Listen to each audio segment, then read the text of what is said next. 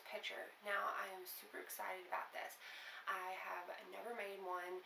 It looks really cool. It's very vintage. It's, you know, very kind of old-fashioned. I don't really hear anybody talking about them anymore. I really don't see them anymore.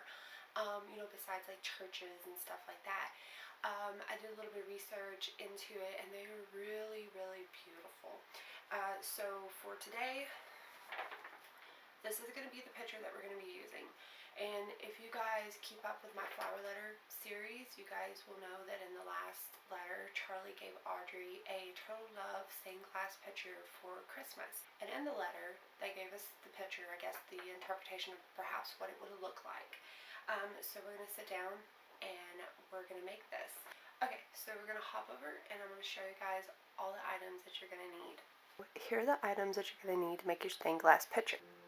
One, you're going to need your pitcher that you're going to use, and this is the one that we're going to use today. So you're going to need a Sharpie, some disposable cups, some clear glue, some white glue, some dye, some non-expensive paintbrushes because you are going to be dipping them in the glue, and it probably will ruin them, so just, you know, just the cheapest ones that you guys can find. Your picture frame.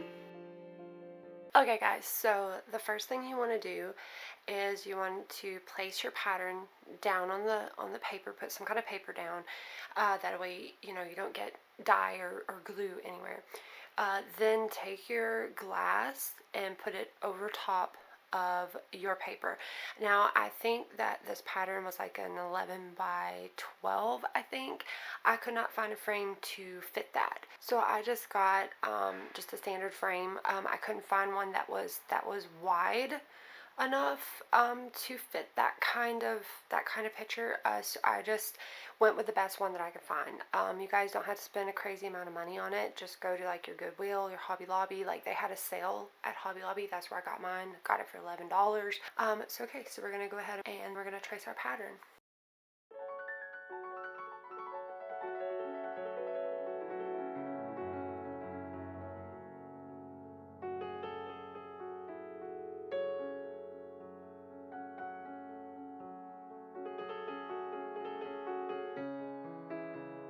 So I would rather use the glue mixture to trace over my lines than I would the Sharpie. It was just a lot easier for me. Now how do you get your glue mixture is that you add your black dye and add your white glue and just mix it till you get the consistency that you want. If it's too runny, add more glue. If it's too thick, add more dye.